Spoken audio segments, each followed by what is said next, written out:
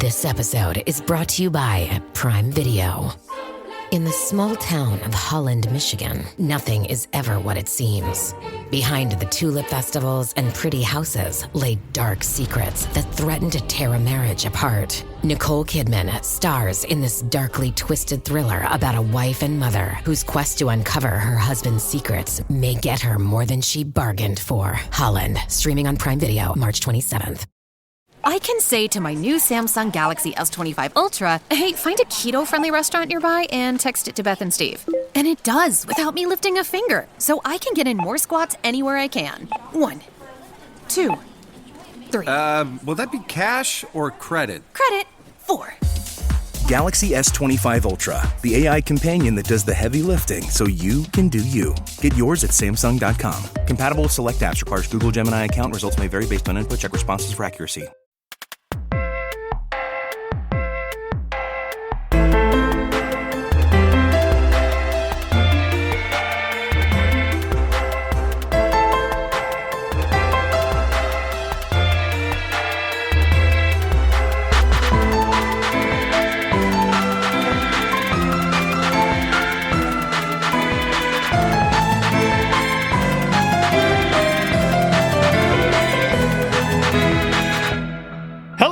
And welcome to Dice or Roll, the queerest Pathfinder podcast on the planet, where you answer hard questions like, what sort of event could be improved by casting the spell 500 Toads?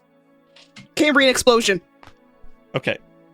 Okay, very good. But let me explain, because the new book, Pathfinder NPC Core, it adds a load of new NPCs. It's great, fun stuff.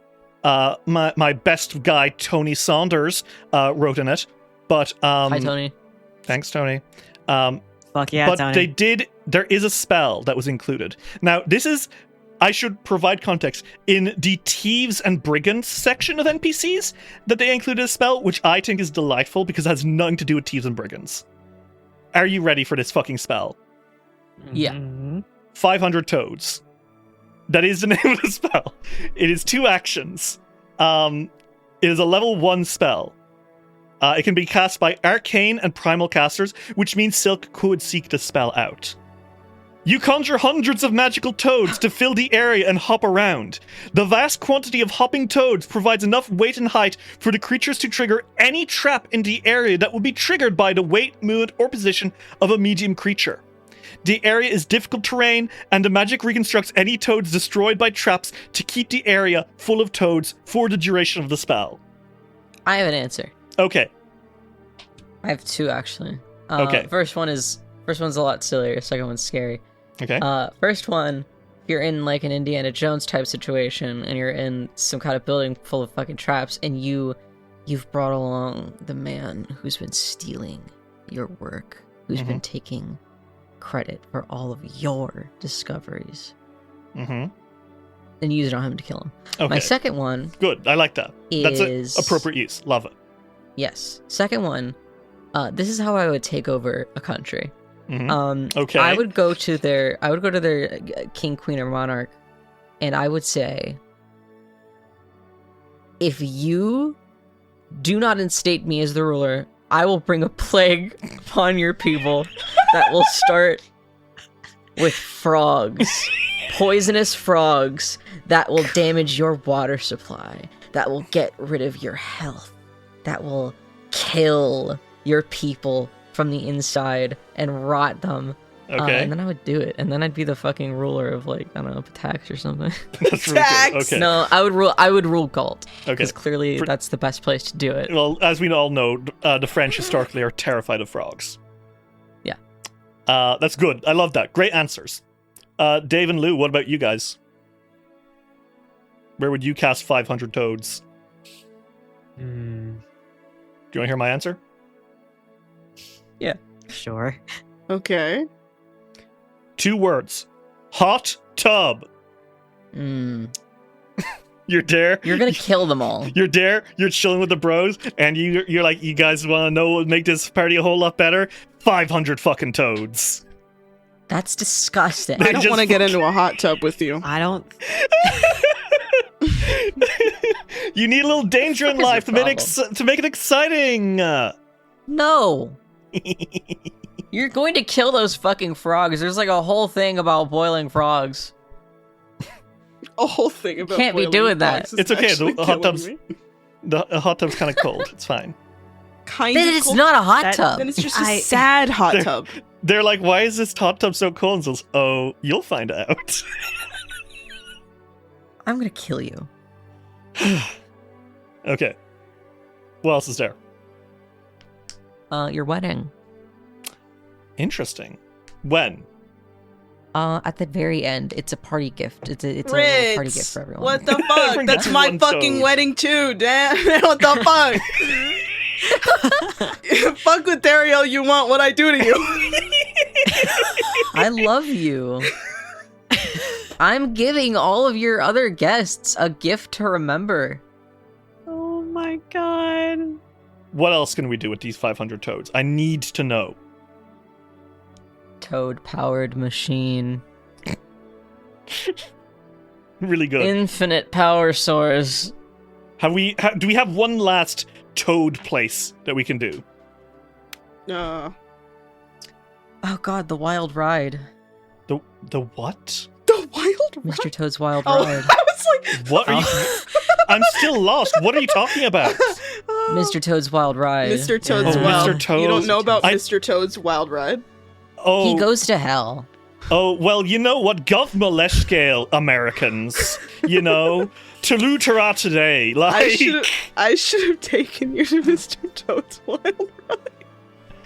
I fucking excuse me for not being privileged enough to know about Mr. Toad's Wild Ride. Why are you casting it on this?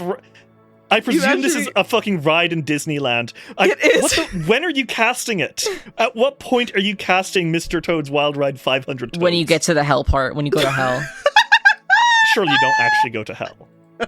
Yes, you do. Yes, you fully go to hell in that ride. Like the Christian hell? The Christian hell. The devil is there. I don't really know how to tell you that you need to Google Mr. Toad's Wild Ride Mr. Hell. Toad's Like, I really need you to look Wild it up. Ride Hell. Ooh. Mr. Toad drives drunk, destroys the local village, goes straight to hell. Oh my god! Yeah, he goes to Oh hell. my god, that's the devil! That's the Yeah. devil from the Bible! That's the devil from the Bible, yeah. Oh my Yeah. god! Jesus, old I didn't know Disney that shit. Mr. What the Toad's hell? Wild Ride was the 7th floor of the Abomination Vaults. Little known facts. Yeah, apparently. Would we like to play some Pathfinder? Yeah. I Yeah. clicking the Google images there was a fucking shock. Oh, Okay. I was so glad when I Googled it and they had pictures. I was like, oh. All I'll say is, Ritz, if you work very hard, you too might be able to cast 500 toads. Maybe in another fucking campaign. My next character actually would do that. Silk would not. Silk would not. Fair enough. We'll get there. Fellas, shall we begin the game? Yeah, I would like that. Rain gently falls on the cloudy town of Otari, nestled away in its little valley, surrounded by cliff faces. It is foggier here now. It is Fire Day, the 1st of Erastus, 4722 AR, making it nearly 3 months now since the Fogfen Few began exploring the Abomination Vaults. They have vanquished the Morlock threat, toppled the Cult of the Kenker, defeated Volok Azenray, made their way through the arena, the laboratory, and the prison. And soon, they may even get to the bottom floors of the vaults. The last 2-3 weeks have been slightly calmer than usual for the Fogfen Few. Otari has been sending down some workers, always guarded by our heroes, and by some of the friendly faces that they've met within the Abomination Vaults, down to the bottom floor of the vaults.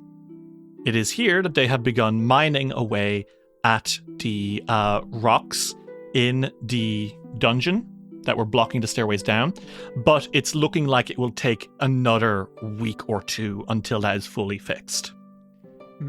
In the meantime, you have enlisted the help of Morlabint, the local wizard and bookseller, to try solve a riddle blocking off the accursed hellevator, which will bring you down to the next floor. Of course, the riddle locking off this elevator has been phenomenally complex, and Morlabint has been taking some time, but he believes he may have just been about to crack it. Otari is changing, perhaps, is the best way of putting it. And it is hard to see whether or not this is a change for the good or the bad. Yes, there are some changes which are more or less good. Recently, a group of kobolds have emerged from the dungeon, the Hellscale kobolds, who have set up in town, claimed an old house, and stated that they are starting the HKP, or the Hellscale Kobold Party. This has been entirely baffling for Mayor Josef Menhims, but he can't get away with not having any political rivals. There are new shops opening. People are moving to Otari, you've started to notice.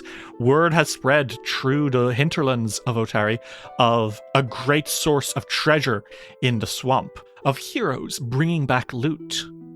But also, there are changes. The sky is getting grayer. The air colder even as you progress into the summer. It rains more than you'd expect. Is it a coincidence? Or does something grim stir in the Abomination Vaults? Something ancient and evil. Something that has noticed the tree heroes who delve into its depths, plundering her for treasure, stealing away her toys, her soldiers. Perhaps the vault hungers, and the ripples you now see around the world are the groans of its stomach. Welcome, everyone, to Book 3 of Abomination Vaults. Eyes of Empty Debt. Man. Very comforting name. That's a name that should sound slightly familiar to you guys, worryingly enough. Oh yeah, Empty Death, especially is familiar to me, the player of Silk. It's probably fine. It's probably nothing, just a coincidence. Surely you just... Nothing to do with that eldritch god that I've been researching. Smile. And we'll get to that, actually, because you've had time to actually do downtime. And I'll ask what you guys have been up to. But for now, we're going to start with me asking all of you as you wake up how you're doing. You have been told by Morlabint that he'd like to speak to you all today, which is a good sign. It means he believes maybe he has cracked the riddle. That being said, he's been doing this every few days, being like, this time I've got it, and then he'll show you, and you'll try it, and you'll be like, fucking Morley. It's a pretty good Silk impression. It's pretty good. Moreover, because he's been staying up so late, he's been waking up late, so you're not expecting to see him until like 1 p.m., 2 p.m. So you guys have a little bit of time to do your own thing. So we see, let's start with just a quick wake-up scene and asking about your level to level 9 before we get into actual scenes. We see Silk waking up. Silk, you are in your beautiful bedroom with your, I'm going to assume, canopy bed. Oh, yes, completely. You awaken to the smell of a perfect breakfast. What is a perfect breakfast for Silk? For Silk, I will mention that the entire morning, he wears a very nice, very beautiful robe. You know the exact type I'm thinking of. Oh, yes. Very, very, yeah. Yeah, the widow robe. Mm-hmm. Silk's perfect breakfast. I think that he likes eggs Benedict, and I think that he likes... I think that he likes, something very similar to, something between a pancake and a crepe. Okay. Well, Okay. Borbo Picklebeak, your beloved familiar, he teeters into the room holding a plate in his hand, and he says, Master Silk, your breakfast! And it's a fucking fried egg and some oats. Oh. The oats are not in a bowl, they are on the plate. Oh. Oh. I made it with love. I see the gate on the pantry didn't work. Oh, man, okay. Oh, Fuck you, no. man. Okay. That's so fucking funny. I'm That's so gonna puke. good. I'm mad because I could not have thought of a funnier thing to say. Oh, that's good. Silk Witch Helm. Yeah. You've been writing, I assume. It's been 3 weeks, Yes. and, clock is ticking on how long you have to finish your essay. Yeah. How have you been making the most of the last few weeks of time with everything that's been going on? Silk? Yeah, a lot of that time, quite honestly, is spent working on his thesis. Quite literally, he has been burning the candle at both ends. Night to night, just like Maury, he has been studying. I don't think that he is waking up super late, though. I think that his internal clock always makes him wake up fairly early. But I really think that he has just been diving in. Mm-hmm. And maybe he's taking precautions, maybe he isn't. Some days he doesn't quite have the energy to be as careful as he knows he should. Well, I'll get into that more in a second. But because you've had some time to do research finally, and we're going to go through that research subsystem I made for you. And you're going to like it. I'm gonna love it. But beyond that, I want to ask, how is Silk feeling about being level 9? Pretty good. Yeah, Level 9 has been great to me. we got like 2 or 3 level ups left in us, huh? Yeah, that's fucked. I'll save the best for last. Yeah. But Yeah. I got an ancestry feat, and that is Ageless Patience. Which is very helpful for what you've been doing. Tell me about Ageless Patience. I can spend twice as long on downtime activities and get just a better result from doing so because of how beautifully long-lived elves are. Silk is not old by any means, but time passes different. And what mechanically does that do? +2 circumstance bonuses to checks, perception checks, and skill checks while in this kind of downtime context. Yeah. Okay. What else did you get? I got magical fortitude this level from my class. That's fun. My proficiency rank for fortitude increases to expert. That's nice. So you don't puke up and die as soon when someone punches you in the gut. Yeah, fucking finally. God damn. And I think that's it besides the thing I really want to say. Yeah, tell us about the thing you really want to say. Everyone take a fucking knee. Buckle in. Sit down. Make sure that you're stable enough. I'm so ready. Shalik Ambrosia Witchhelm has 69 maximum HP. This is beautiful. I've been waiting for this day. I'm crafting. I cannot believe this. This is the first time I think I'm going to give you something a little more substantial than a hero point. Nothing crazy, but I'm going to give you a bonus fee or something. We're just going to figure it out. So that's you, Silk. Yep. And we pan through your window up north into a vineyard in the woods. Ulrich Revra, how do you start your morning? Ulrich is a bit of an early riser, going to... Sometimes it's going to the garden to forage, sometimes he goes into the forest itself to find anything he needs. But I think he's spending some time in the garden before breakfast. He hasn't tended to it in a while, so he's, I guess, trying to catch up and hopefully save some plants that need saving. Good. I'm very glad.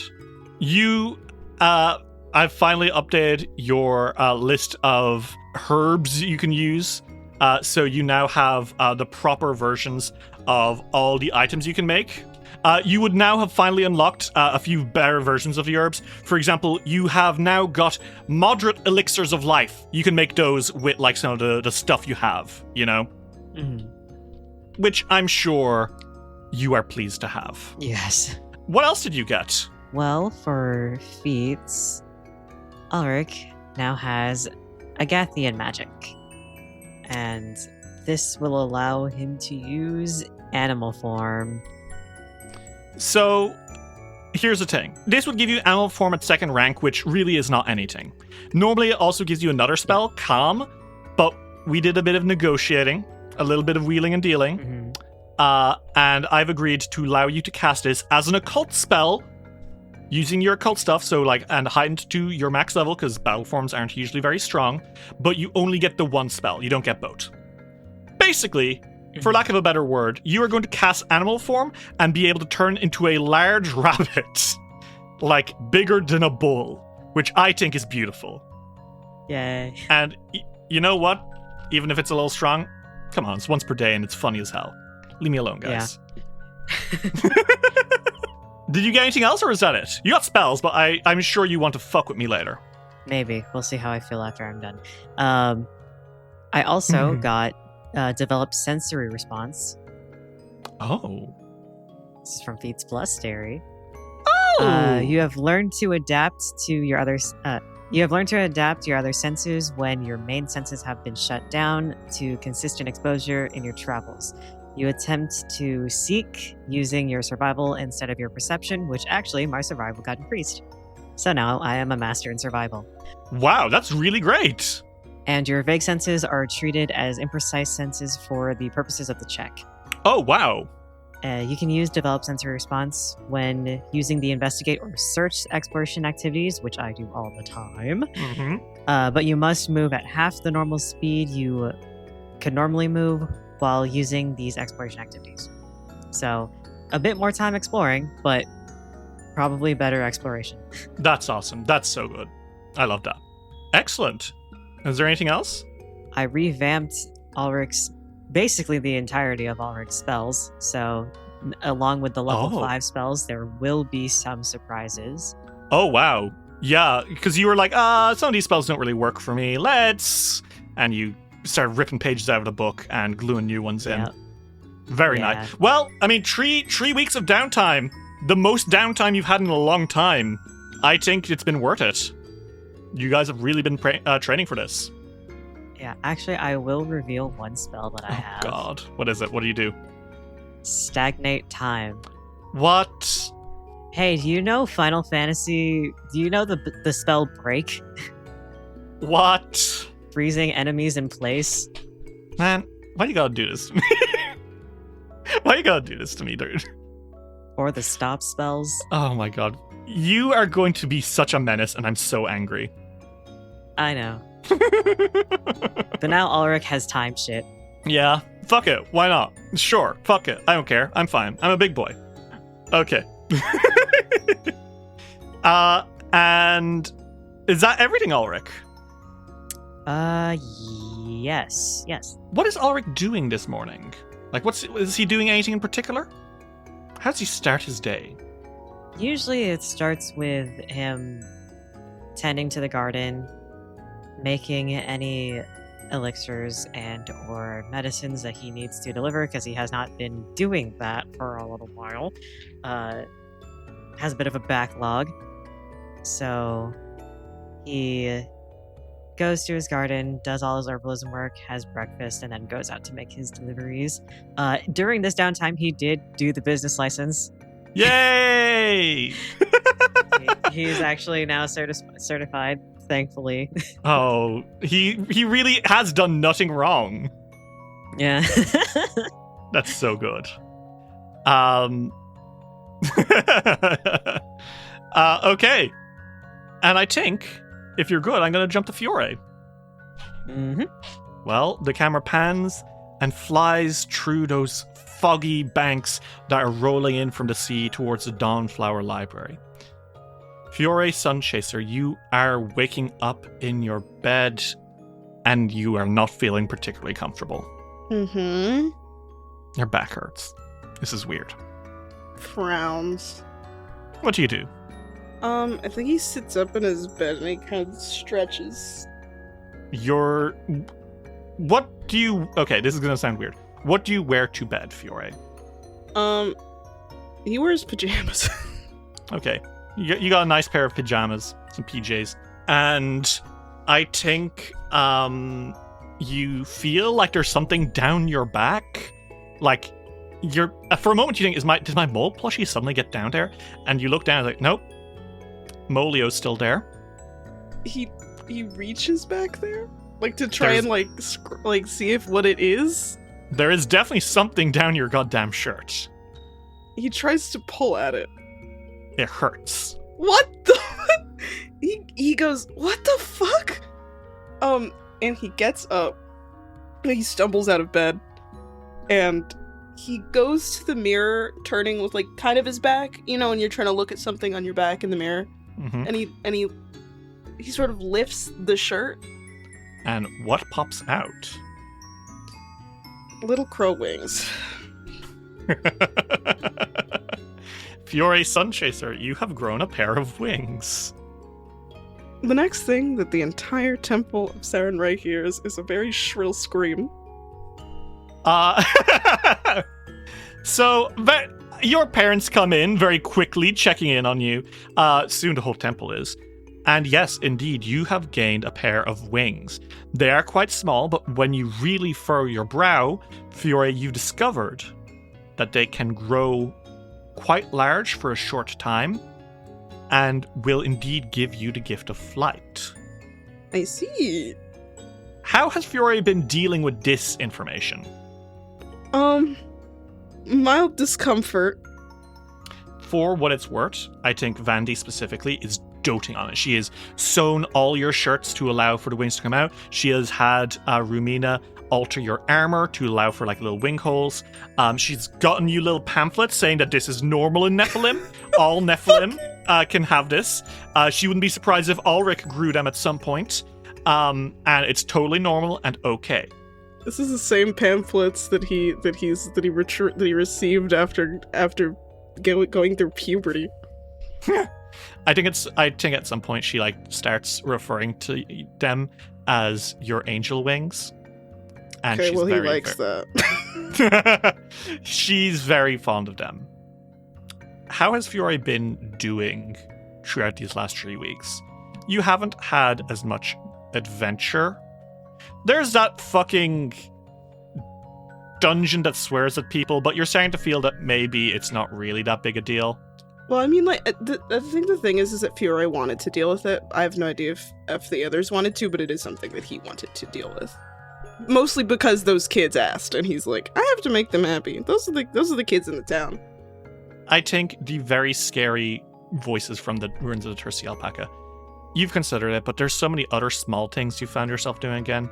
Helping people with their laundry, carrying things around the market. There was an incident a few weeks back where a few of the animals from the Farmers Guild got loose and you had to go chase them. There was a goose on top of the Crook's Nook. A literal goose chase. Yes. You were on a wild goose chase and that stopped you from investigating it off screen.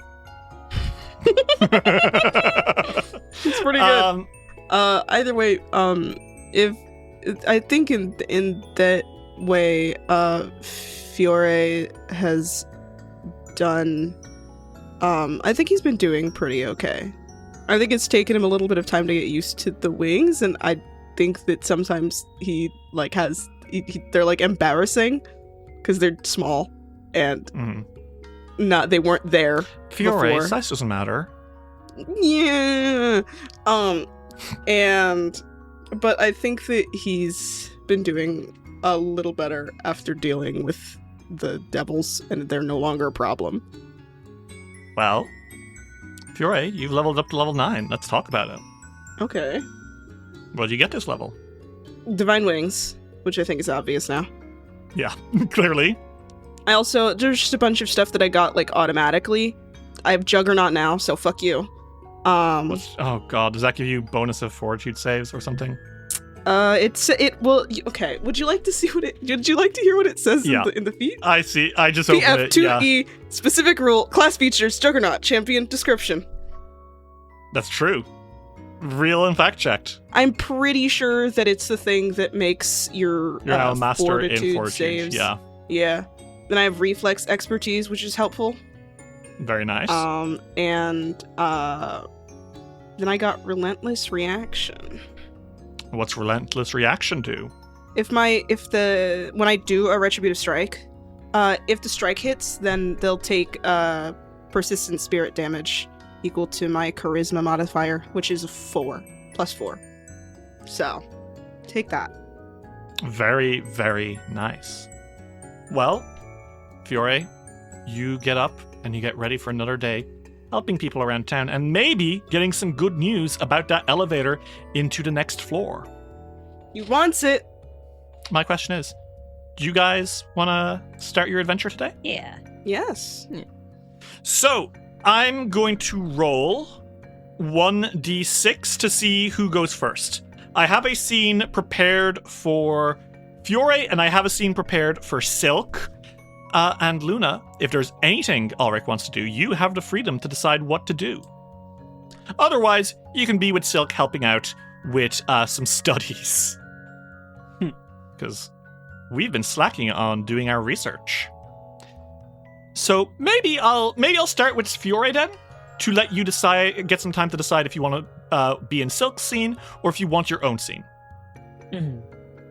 So, Fiore, you are strolling around town. What are you doing right now? What's up? Right now, I actually don't think that he's doing anything in particular. Fiore's MO when he's not actively adventuring is and people in the town know this. If he's walking around and there's nothing in his hands and he's not doing anything, what he's actually doing is he's waiting for somebody to ask for help, and he will do basically anything that they need. That's what happens when you live in a small town that doesn't have that much adventure and you're a paladin. Well, Fiore, you do get a sense that someone needs your help. Because as you are walking around, kind of, doing your thing, suddenly you hear some children yelling, and they're going, ah! And they are running past you, and they, hide behind you, Fiore. Fiore pretty immediately pulls out his shield just in case, and he's got his hand on his sword. He's like, are you okay? Yeah, don't tell him we're here. Don't tell who? And a figure stomps around the corner. It is a human man. He is wearing some heavy armor, like a lot of silvers and gold. And he has a long billowing cape, and a sword in his sheath, and a crossbow over his back, and a big shield, and a symbol emblazoned onto his chest of a giant key. And he raises a hand and says, "Halt!" I'm not moving, but okay. "Not you, boy, the children!" And they're like, "Shit!" Hey. He goes, "Hey. Now, come here!" hey, and he sort of gets between them. He goes, "What do you want with these kids?" He ignores you and goes to take one of the kids by the ear. He grabs him by the shoulder and pushes him back and goes, "What do you think you're doing, touching a kid that isn't yours?" Him! You are interfering with an agent of the law. What are you doing in my town? A agent of the courts of Absalom. Thank you. You will allow me to do my job unhindered. Are we in Absalom? We are not currently in Absalom, but we are in the jurisdiction of the Primarch of Absalom. The Primarch. Yes, the leader of glorious Kortos. Now, these children here, they were causing a ruckus and running in the streets. And if you have checked Section 7.14 of the Act of the Public of the Public Order Act of 4642, then you will find that running in the streets is liable to cause tripping and damage to public property.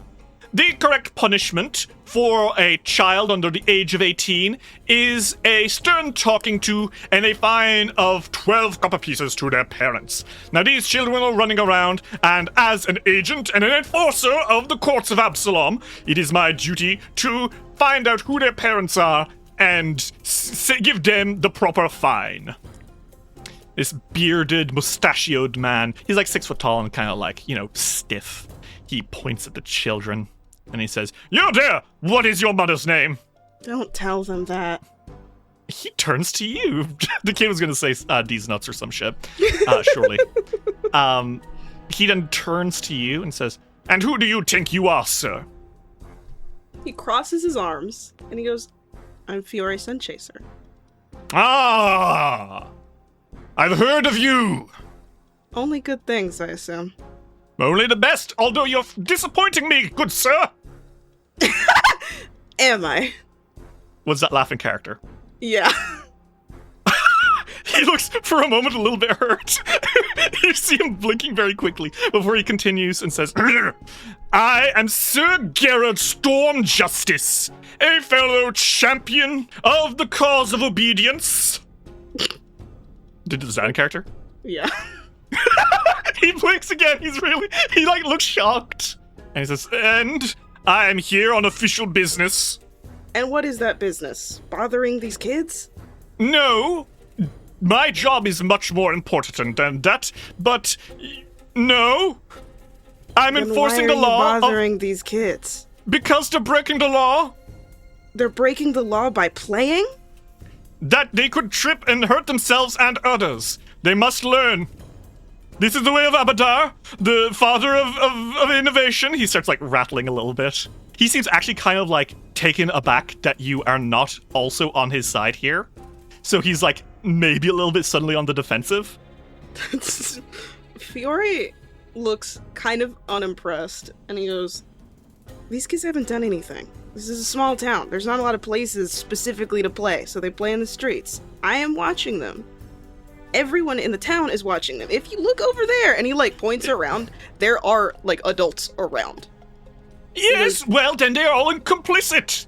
Complicit. And if you were to read, because I'm starting to doubt you've even read the laws of Absalom, to be quite frank. I don't live in Absalom. But you live in the jurisdiction of Absalom. This is the South Isle of Kortos. You are within their legal parameters. Well, yeah, I'm not gonna commit crimes, but a crime like stealing. Sir Sunchaser, I expected more of you. You're a champion. Yeah.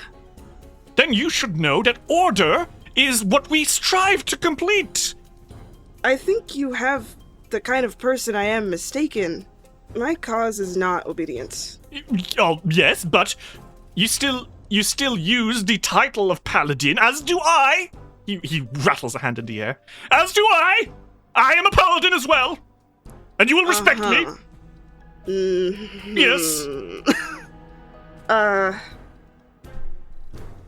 What are you doing here that's so important? That is classified information, though I'm certain my employer will be in contact soon. Fiore's he kind of turns to the kids for a second. He goes, "Go find your parents. Go. Don't worry about this. I'll handle them." Yes, and bring them back here so we can have a strong word. And the kids are all fucking dashing off. He turns to him and he goes, To Sir Garrett Storm Justice? "Yeah, to Sir Garrett Storm Justice." Spelled S-E-R. Yeah, to him. To that guy. Mm-hmm. He turns to him and he's kind he is shorter than him, but he seems a little more sure of himself than he does, I think. And he's like, "Listen, if you mess with the locals of this town, if you start messing with them, I will know, and you will not like the person that I am." But I am a champion of order, and that means that my behavior is always, when I make a decision, it is a decision on behalf of the greater good of the law. I am an agent of the court, an enforcer. Yes. He seems flummoxed that you're not immediately bowing to him, genuinely. Fiore leans against because they're they're not like they're by buildings, kind of leaning against the. He's leaning against the wall, and he goes, "So you're from Absalom? You're from some big town, city even." Yes, I am from Absalom. You have fun doing that? Coming to small towns and bothering people? Well, it would appear sometimes they need a reminder. Yeah. I guess they do need a reminder that not everyone has their best interest at heart. Excuse me, the law is made to be fair to everyone. You think it's fair to get mad at those kids for running around? They could hurt someone by tripping over and falling into a stall. It's happened. Rules are written in blood. The most they're gonna hurt is themselves, and the consequence of that is they have a skinned knee. Or they fall into a pile of succulent melons or mangoes imported from afar, and they destroy them. They'll deal with that then. Think of the melons! He waves a hand in the air, completely indignant. I'm gonna think of the kids instead of melons. He seems shocked by that. And I think he folds his arms a little bit and says, "Well, Sir Sunchaser, I am most disappointed. I'd heard there was a great champion in this town, but it would seem that I'm mistaken, and that you don't hold the valor in your heart I was told you held. And I think we have different standards. Well, my standards are better. Okay, that's just sad. No. Listen, I'll see you around when your employer wants to talk to me about whatever secret plan you have. I'll see that we do, and you know that he waves his hand in the air. And you have not heard the last from Sir Gerard Storm Justice? Well, I'm gonna go keep taking care of my people. You can go. We're endangering you them can go play by paladin. But I am a paladin. No, I am. Like, I'm sure you are. You walking away from him? He walks off, and I think that one of the older people in the town, comes up to him and he goes, "Oh, did you need help with the laundry?" And say, "Oh yes," and he looks flummoxed by that. If they need a good service, then they ought to pay for it. Oh, I must tell my employer. This town is filled with madmen. He sort of clunks away in his stupid heavy armor. This is why I don't wear armor like that. Too noisy. And that's you, Fiore. Yeah. Strange. Luna, do you want to combine scenes with Ritz, or do you have an idea for something you'd like Ulrich to do? I don't really have much of an idea. I'm not sure what he would do. If Silk is okay with me being the scene, then I'll be in. But if not, then yeah, you can help out. Okay. Okay. So this scene is going to be a couple of weeks of Ulrich and Silk studying this fuck-ass book together. Clearly, Silk, you probably do it sometimes on your own as well, but it always is very helpful to have another person over your shoulder helping you get books and understand stuff and make notes, you know? So, set the scene for me, Silk. Where are they studying? How are they studying? What's going on? They are in Silk's private study. I think the last time that they studied together, it was in the library of the house, but Silk, I think I might actually retcon something. There's like a little tiny observatory at the top.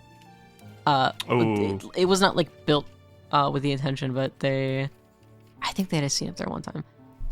I think that is Silk's study, or what he's turned into his study since he started living here.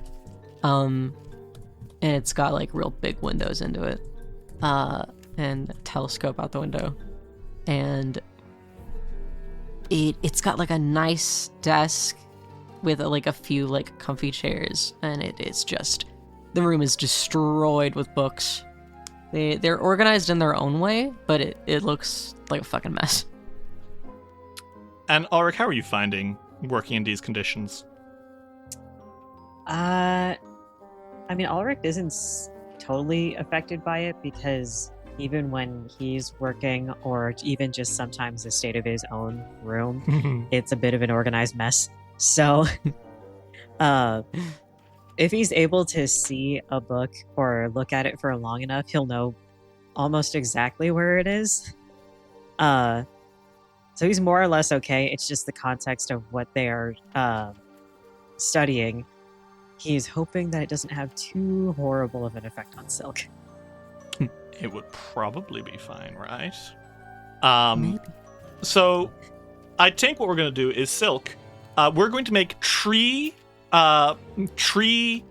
study checks, but you're going to be using ageless patience, so you will have a +2 on all these checks. And even if you get a nat 1, you won't automatically reduce your degree of success because you're just being that successful. Like, or you're being that careful and like really taking your time to pore over the books. Because you have a couple. You have the Whispering Reeds. You have the Sugati notes that you got a while ago. Those are about flesh warps, but maybe there might be some stuff in there. You have even Zarmavdian's own spellbook, The Thresholds of Truth. And more interesting stuff along that line, right? Yeah. So I want you to tell me what you would like to study from. Which source you're going to study week 1. And Luna, to help out, you will be able to make aid checks. The DCs on these are quite low, so you don't have to worry even if you're rolling something you're not great at. Okay. Why don't we start with those spring reads then? Okay. You can make me an occultism or religion check. 35. That is actually going to be a critical success. Woohoo! Oh, it would be +2, so actually 37. But yeah. Excellent. Silk. Well, you know what? If you can quadruple it somehow, I will allow you to get even more information from it. Sorry. If you can triple it somehow, I'll even let you get more information. So, Ulrich, your aid check would actually be really helpful here. Would you make me an occultism check? I can. 23. That does pass! Woo. So that will give Silk a +1, which brings up to a 38. That will be a double critical success. So I will give you, instead of 2 research points, I'm going to give you 3 research points, which actually does get you another breakthrough. So, first off, you're going to learn some more lore about Nimbalot. You have learned, because you've just gone to 8 research points. Nimbalot's realm is a twofold domain. She uses the banks of the River of Souls as a hunting ground and a highway to travel from world to world. But supposedly, she also dwells on a distant, dead planet. The name of this domain has been lost to time. The faithful of Nimbalot refer to it in whispers only as Void Bracken. Here, an ancient battle between Nimbalot and another power took place, and most myths suggest her foe was Pharasma. This battle resulted in Nimbalot losing, her body being destroyed. But this conflict didn't result in her death, and her cult fondly views the event as an evolution. For without a body, she could now come and go as she pleased along the shores of the River of Souls. On top of that, I think, Ulrich, what you find out while you're helping Silk study is about Belcora, specifically about what she built. Okay. Because Silk informs you she was born into a noble house. That noble house was kind of like kicked out of Absalom for doing evil magic. And she eventually returned to this place after receiving grim visions from Nimbalot, telling her to come back here to Otari. Well, the place that would become Otari. A random swamp in the middle of nowhere, no buildings, no local stuff, just a particular point she was driven to. And what she built was, of course, the Gauntlet. And what you find, Ulrich, is, worryingly enough, what the Gauntlet is. Do you want to make me just, with all the knowledge you've gained, tell me what you think the Gauntlet is? I mean, sort of like a, I guess in a way, just like a beacon and a place where you can send like concentrated energy into a place, but also direct things towards. Yes. Yeah. I think it's a lamp, and Nimbeloth is the fucking moth. Well, Yeah. you actually find it's not so much drawing things in so much as expelling them. The Gauntlet is an artifact. A level 20 artifact. Ah. It cannot be destroyed. You never tried, but if you tried to knock down the Gauntlet, nothing would happen. That's why it still looks brand new. It has not been weathered by 500 years. It cannot be destroyed. It is incredibly powerful. The Gauntlet is much more than a 115-foot-tall lighthouse rising from the heart of an old ruin in Fogfen. Its pale stone walls extend far below the ruins, passing through 8 different dungeon levels and terminating at the 9th level below the surface, where its deep foundation centers on an ominous chamber where, long ago, Nimbeloth herself once brushed against this world. It's not sending out a beacon to Nimbeloth, it is channeling her. It is sending her out. And if it were firing, it could essentially conjure a Nimbeloth beam. In fact, would you like to hear about its activation? Yeah. Activation. Interact once per month. A pale blue beam shines from Gauntlet's lens and illuminates a 30-foot radius burst centered on any point within 1 mile. The light saturates the region, causing any corpses in the area or within 10 feet of the surface of the illuminated area to become animated as level -1 undead, usually skeletons or zombies. Once animated, these undead remain active until slain. Until then, they remain uncontrolled and are driven only by the desire to slaughter the living. If Gauntlet is fully restored, they won't just be -1.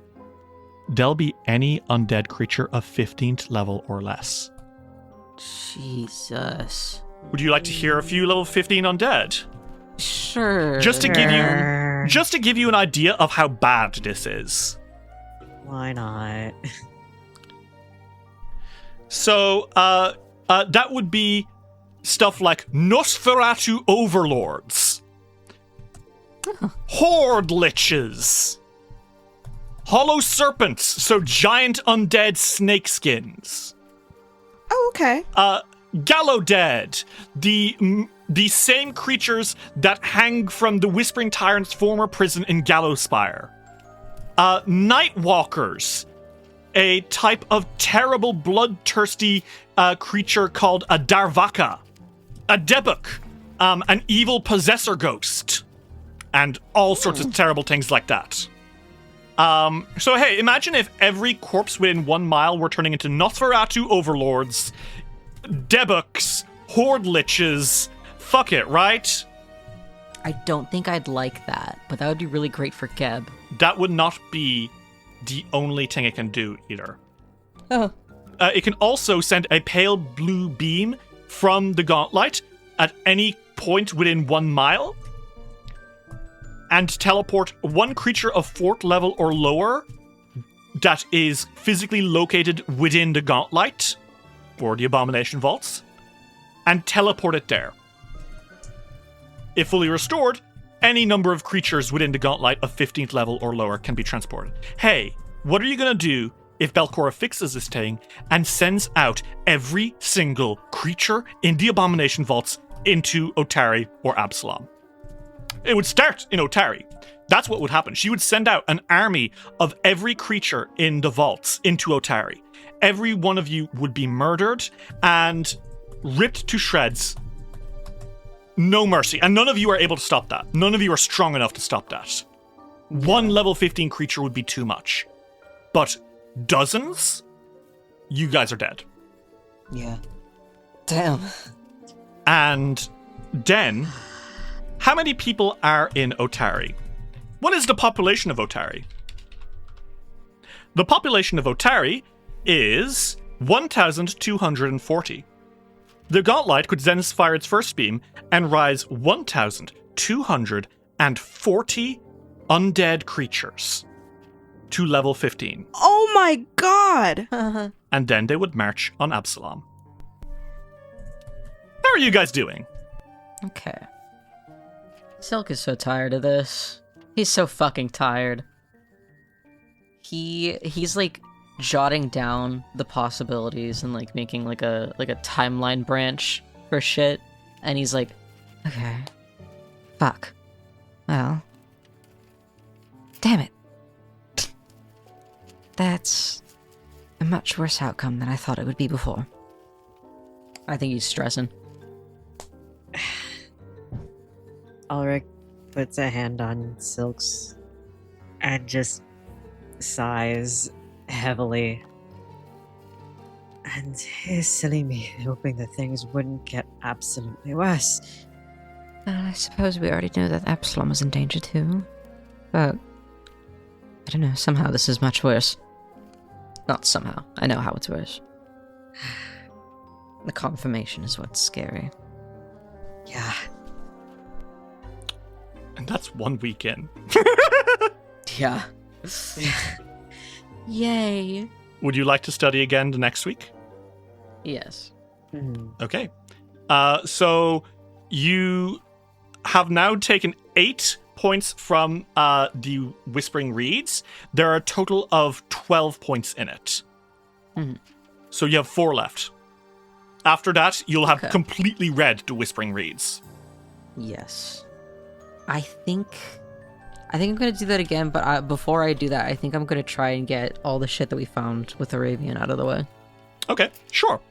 So, Doze, I think, is going to have a total of 4 to 6 points, and I think that's going to be Religion and Arcana to read properly. Okay. I have Soul Lore. Would that work? You know what? I will allow it. In this case, I will allow it. But Ulrich will still need to roll Arcana or Religion to understand it. Oof, 28. That's a pass. Not a critical success, but a pass. Actually, yes. With a +2, that does increase it to a... Oh yeah, 30. Yeah. I think it actually is a critical success then. Nice. Hell yeah. I rolled an 8. Ulrich, I don't think an 8 is going to help here, but I think you are still helping, right? So that's going to be 1 more research point. You're now at 9 research points. Very good. And for the last week, if you get another triple crit, you might get more information. Would you like to try again? Yes. I would. Okay. Fuck me. 25. So 27. That is a success, not a critical success. No, I'll use a hero point. Okay. I have 3. You're really trying on this. Yeah, I would like it. You're kidding me. Ooh. 38. There we go. Yeah, holy shit. Okay. Hey, Ulrich, if you do well on this, you will help Silk get a breakthrough. Because the DC on this to get a triple crit, using this funny little rule because we fell behind on research, would get you to a 40, and a 40 is 3 times a crit. Okay. So this would be Arcana or Religion. 17. Not gonna do it, I'm afraid. I have 2 hero points. Would you like to? I'm going to. 32. Okay. You two make another breakthrough. Yay. That's not a good thing. Void Bracken spins still in the dark tapestry, wandering aimlessly through the universe, but driven always by Nimbalot's will. It is a moving planet in outer space, and it will always draw near to an inhabited system. And eventually, that whole galaxy will die. The souls of the living will be drawn from their shells in a cataclysm referred to in rare surviving accounts as the Dead Tide. According to certain passages scribed in ancient texts like the Necronomicon, many of the Great Old Ones and Outer Gods must wait for the stars to align just right to manifest. This is quite literally true in Nimbalot's case. Eventually, her dead tides will claim enough lives so that Nimbalot's debt will die. The accumulated spiritual energy she has digested will ultimately undo her ancient defeat, allowing her to once more exist as a physical being. She will rise from death, hungrier than ever. Great. And you both feel not really good. I need both of you to make me a will save. Oh, 35. 29. Silk, you succeed. Oh, fuck. Ulrich, you don't feel so good. You keep making these study days, you can't help but shake this feeling of true paranoia that keeps crawling over you. And I think eventually you feel something happening. And unfortunately, I think you realize after a bit of studying that you have become cursed by Nimbolot's empty debt. You feel this strange hollowness suddenly leaking through you. You can't concentrate very well. You keep looking over your shoulder, similar to what Silk went through some time ago, but much worse. Ulrich, you've done enough research on Nimbolot now to know the consequences. If you have empty debt and you die while you have empty debt, which is going to last 1 week, you would not have a chance to be resurrected by your friends. You would not have a chance to be risen. You would come back immediately as a ghost. And that ghost, every single day, would need to make a flat check or be destroyed by something from beyond our reality. I don't like this game. So I have Cleanse Affliction? You could try it! Do you want to try it? I'm gonna make the attempt. Sure, give it a shot. Try counteract it. 33? No. Hey, that's bad. That was a 15. That was a 15. I rolled a 15. Hey, Ulrich, that was a really strong roll, and you should have been able to counteract it. Shit. Does Silk notice that happened? Well, Ulrich, does he? How is Ulrich doing with empty debt? I think Silk does notice that Ulrich is probably trying so hard to dial in, but he's spending a lot longer reading than he usually does. And there is a time where he does have to sit down and put a hand on his face, almost like he's getting a headache. Oh, God. Internally, I think he tries to piece it together and briefly does a Cleanse Affliction on himself. It's really... This is a long-winded way of saying Silk probably can if he's not too invested in what he is reading, because Ulrich's spells are very light-based. Silk is always more interested in Ulrich than any book. He notices Ulrich with his fucking head in his hands, and he's like, "Darling, are you okay?"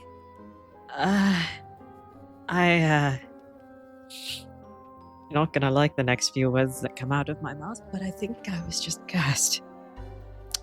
Silk's eyes widen, and he immediately shuts the Whispering Reeds. And he, slides it across the table, and it, falls on the ground, and he's like, "We're not doing this anymore." How much of it do we have left? I think that he kind of grabs Ulrich by, either side of his arms, and he's like, "Don't worry about that. We've both had enough studying, and you especially. Come on." There is one more thing, though. Mm-hmm. All I'm going to give you is that very vaguely mentioned in your writing is something called a fulcrum lens. An artifact that would, without saying too much, because you don't know too much, give you some manner of disrupting the gauntlet. But the only way you'd be able to find out is if you were to, study some more. Silk has that in his notes, but genuinely, right now, Silk is going to get Ulrich to not study anymore. He is not allowing Ulrich to... Honestly, I don't think he even lets Ulrich into this study for the rest of the week. Damn. He is spending time with Ulrich to make sure that he is okay. But Silk, hardline.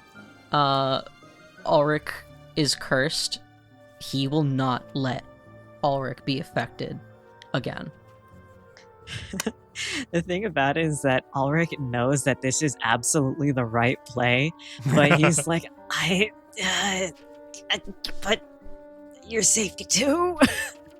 He's like stern about it too. Silka's like, you are not stepping foot in there. I am not letting you do that. But what about your mental as well? What about you two? I'll be fine.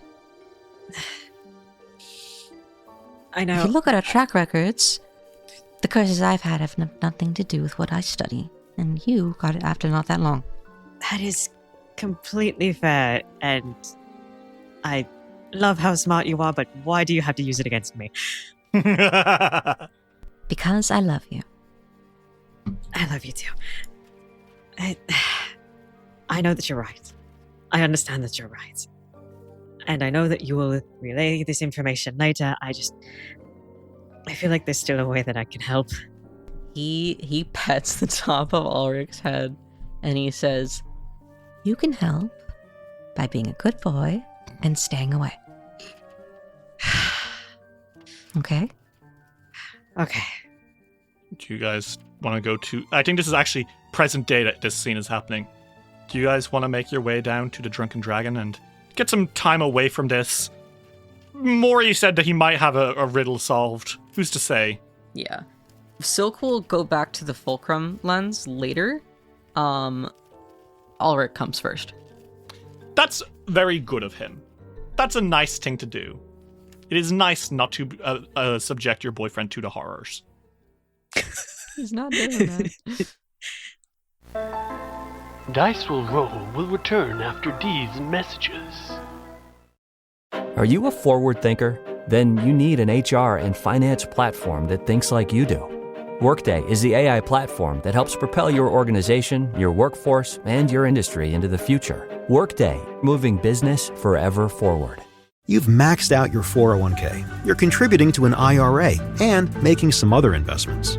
You're ahead of the game and doing well. But where do you go from here? The same old story can only get you so far. If you want a new take from a new type of financial professional, we invite you to get a fresh perspective beside an agent with the backing of New York Life. Insurance, investments, retirement, and more.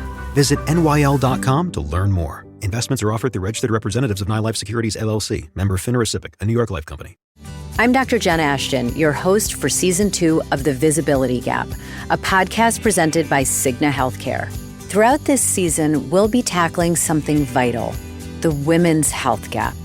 We'll hear from real people and experts as we unpack important topics like maternal health, menopause, and heart disease.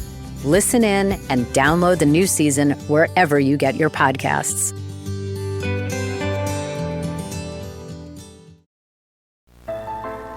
We now return to Dice Will Roll. So, everyone, we find ourselves in the happiest place in Otari, the Drunken Dragon. As you enter, you see Lasda Venkervale happily chatting with Evanwerk and Cillier, who is, as you guys enter, he waves over. No sign of San yet. Also present in the bar, you see Dromai! Dromai, yay! Everyone's favorite Dromai! Everyone's favorite Dromai! She has a cup of juice that she's been given. Well, she's not gonna drink alcohol, she's just a baby. She's just a baby. But she is looking over at you. She knows that as soon as you guys go into the dungeon, she's going into the dungeon. When Borbo sees her, he goes, Who does she think she is? God, Bobo, you're being sour again. Yes, because I do not like her. She is annoying. She has a weird voice. Oh, Bobo. I won't apologize for it, for it's true. Why are you so against her? I don't like her. She won't be your familiar. She's not going to... Bobo, I've told you this. But she I wants it. want not for anybody but you. She will have me replaced. Borbo. No. Borbo, Silk loves you. What if she has me killed? And why Silk grabs the world Silk grabs of it? Borbo off of his hat, and he like holds him, and he like puts him up to his cheek, and he's like, "You're my favorite familiar. Yes, but the world And of you're my only one." But the world of familiars is a land of treachery and intrigue. She could poison me. Treachery and intrigue. I thought that familiars were... My sweet green love, you cannot be poisoned, you're a doll. Oh, that's right. I do not have body. They have not had pickle in 500 years. Oh. You frowned sadly. I'll make you a wooden one. That seems to cheer him up a little bit. Vanware serves you drinks and says, "Oh, hi everyone. Back? Any sign of going back into the dungeon?" Hopefully. Gosh, you've been out of there for a while now. You're gonna lose your reputation. He grins. Clearly, that's not true. I miss it. But yeah. Listen, I want to ask: have any of you noticed anything, off with my sister these last few weeks? Well, she's not here. Yeah, no, that's exactly the point. She never misses a day. Usually because I'm the one who misses days and she has to cover for me, but, it's strange, right? Well, shouldn't you know you're her brother? I'm not my sister's keeper. If Vanware? What? I did not say you were. Have you noticed her being, sounding sick at all? No, it's more like she's been, it's like she's yearning, Yearning? Yeah. Yeah, yearning. Yearning? Not longing, per se, yearning. Has she been sighing? Not so much. I did think it might have been a lady, but maybe? I don't know. I don't think it's that, though. It's more like she does it, around the tavern. I hope she's not thinking of quitting, because I'm not going to get extra hours off if she doesn't cover them. You're ridiculous. I'm not. Look, I'm just saying, you're the heroes in town, and you clearly don't have a lot going on right now because of the whole dungeon thing. Man, why you so remind me? Well, maybe, because it would be weird if I did it, but maybe you could check in on her, You're just Ask, embarrassed hey, about for talking. brother to check in on a sibling. No, He's she embarrassed just about talking to her because he doesn't want to act like he cares about her. No, it's more that she would immediately figure out I'm worried about having less days off. You're ridiculous. No, I'm not. I just like having a social life. If Vanware, you're doing a very good job at convincing me you're not a very good brother. He wrings his hands together and says, "I try." Well, I don't mind talking to her, but just so you know, she's probably going to tell that you put us up to it because I'm walking up to her. Yeah, probably. And he's about to say something else when the door opens. Oh. Mm-hmm. A group of figures have pushed their way in. And one of them, I regret to inform you, is Sir Gerard Stormjustice. Fiore, there's an immediate, there's an aura around Fiore, and it's usually joy and love, and it's... He crosses his arms and he leans back in his chair. Sir Gerard Stormjustice stands, and he kind of chin up high as some other figures walk in. Next to him is a human woman, a tall, pale woman. She wears clothes that look like once they might have been very nice. A lot of blacks and purples. And very goth, a skin covered in constellation tattoos. And on her shoulder is a little creature. A bat. A little bat. This bat has small white spots on it. It almost looks like they're little stars. Then, next to her is a half-elf. This guy appears to be kind of youngish, wearing traditional rogue-y looking clothes, lots of blacks. They're very slender. They've got dark hair and olive skin, and then bright green eyes. And he kind of looks at you guys, gives you a once-over, and there is another figure with them, a gnome. This particular gnome is, I guess sour is the best way to describe his face. He has like natural brown hair, a disgruntled expression, and some thick glasses as he kind of like strides towards you guys. And he just kind of like grunts as he sees you guys and looks to Sir Gerard Storm Justice, nods, and then walks up to you guys and says, hey, are you the Fogfen Few? Yep. How may we help you? Pleasure, I'm sure. You've probably heard of me. My name is Sir Jubilost Nartropple of Kilsella. Oh my fucking god. I personally jump out of silk and I fucking throttle this man to the ground. I start beating him senseless. Okay. I have some pretty bad memory issues with this guy. He was the map guy. Oh my god! From Kingmaker. Iker fucking hated this dude, and so did I. He was the map dude. He had some behavioral issues. Oh my god! Behavioral issues. He was a fucking cunt. He was a dick, especially to Iker. And you know what? They kissed. I think you did put him. Kissed. I'm pretty sure you put him onto the Royal Council in Kingmaker. Yeah. But regardless, we did. I don't remember if Iker was particularly happy to do that, but we did. No, he wasn't.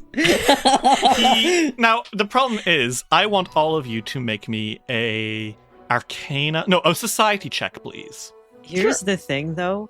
Derry, I want you to consider Ulrich's background. Yes, actually, I do want you to like I his think back. he would at least know something. Yeah, he's. You're right. You are very right. I want you to roll Otari lore, please. Okay. You said society for that? Yes. Yeah. Fiore, I assume, has seen his friends since meeting this guy.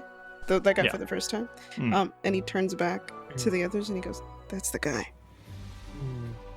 What? The guy I told you about. Oh. Just so you know. So, you've all rolled me your secret checks, right? Mm-hmm. Yes. Okay. Fiore, you've no fucking idea who this guy is. He's like, "Oh, okay, sure." A gnome? A guy from a place called Kilsella. You're not even sure you've heard of this Kilsella. That must be a pretty minor country somewhere. You don't know. You know Kortos. He's a bit focused. However, Silk, you know of Jubilost Nartropple. Oh, I do. Okay. He is... Most people would be at least kind of familiar with him. He's a very famous cartographer. Like, you probably own a book or two with at least some of his work in it. Yeah. So you're like, oh god, wow, okay, nice to meet you, cool. Ulrich, your ears prick up, your eyes widen. You are a fan of adventurers of all sorts. You have long studied them. Yes. You, in particular, know Jubilost Nartropple's story like the back of your hand. An intrepid explorer who came from outside the River Kingdoms while mapping the stolen lands, the unchartable lands. These untamed wildernesses in the River Kingdoms, which no nation that has ever tried to set up there has ever lasted for very long, always falling to nature's calamity in some way. Not only did he successfully aid in mapping out the entire stolen lands, but he collaborated with the trio of adventurers named the Kingmakers, a group of the High Priestess, the Warden, and the King of Kilsella, all of whom worked together to overcome great evils such as troll warlords, fey queens, cyclops liches. You've read their tales countless times now. They're probably an example of the greatest adventurers in recent history. Many of which have been published in book form thanks to Kilsella's heavy use of the printing press in recent years. Jubilos Nartrouple is a very important character in that story. He's basically like up to you, not to everyone, but to you, he's like a Bear Grylls level celebrity. You know? You're like, oh my god, I know all about you. That's crazy. Ulrich's ears prick up as in, and he goes, Jubilost is in, Kilsella is in King Ika. He turns to you and he looks very pleased. He's like, oh, you've heard of me. Good, that's great. I've heard a lot about the kingdom and... You have? The council. River Kingdoms is a really long way. What are you doing here? Respectfully? Yeah. His face falls immediately. Yeah, I know. Look, so, first, before anything else, allow me to introduce my companions, because it's going to be important. Obviously, I'm Sir Jubilos Nartrouple of Kilsella. You know, big deal. Thank you for recognizing that. We have my companions here. We have Tyrion Lorenson and the Ivorin Rogue. Kind of like leans against a wall, cool style. Flicks a knife. They seem pretty pleased to be here and are masking that, you know? Cool guy. Got it. Yeah. Well, definitely cool guy. Maybe hiding being slightly more dorky. Okay. Next to him, or them, their pronouns are he, they, is that woman, and he points says, this is Lucia Latimer, and she kind of bows extravagantly, and says, wonderful to meet you all. I've heard a little bit about you, and I'm very excited to be able to collaborate in the future. And she nudges her little, her familiar and says, and this is Lux, and Lux flaps his wings. And Sir Garrett Storm Justice, champion of Abadar. And he's like, indeed. I'm sure they're already familiar with me. But, yeah, okay. So... Ulrich's head goes 45 degrees. Fiore goes... So... It's like, ooh. Sir Garrett Storm Justice is unflapped by this. Jubilos turns to you guys and says, look, so here's the deal. I would like to buy your spell book, sir. He points at you, Silk. No. What? Wait. Your, I have the sources, she goes through his notes. Astronomicon? First of all, I would like to know exactly why you'd like to buy that. The maps? Just okay. the maps. Let me explain. I'm a cartographer. I need the maps for a job I'm doing. I need to I see understand how... who you are. Okay, good. So What's you this understand job? that I need maps. Oh, I'm going into the vaults. You're going into the vaults. Yeah, the You Abomination are Vaults. not. I'm pretty What? sure you... Okay, well, lose the sass first off. Second off... Oh, fuck you. No, he doesn't say that. That's me. That's me getting angry. I gotta sit back. Hold on. Sit down, brother, sit down. I gotta breathe. No, girl, man. you're No. real, dude. So, I get you. I'd like you to know that Jubilos Nartrouple is in this fucking campaign because he was requested by a Patreon supporter. Are you serious? Someone said Patreon support. someone's Patreon submission Full was name. Jubilos Nartrouple. Full name right now. Full name. His full name is out, crazy. You want their bank details and everything, man. No, I want your fucking address. I'm gonna pay you a visit. You're not getting away with this one. I can't tell you, unfortunately. That's classified. The classified?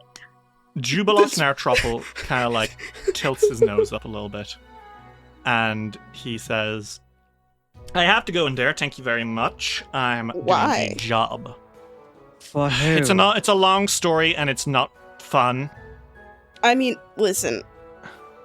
I'm not doing much else right now, and I kind of want to know why you need to go into the vaults for a job. The rogue's like, yeah, it shows you're not doing much right now. You know, if it were me, I would have already figured out another way down past that hellevator thing. rude. Why? That's just the way I roll. He looks at his nails. What? I think Lucia, the witch. Can Ulrich do a perception check on that guy? Yeah, sure, go for it. What are you trying to figure out?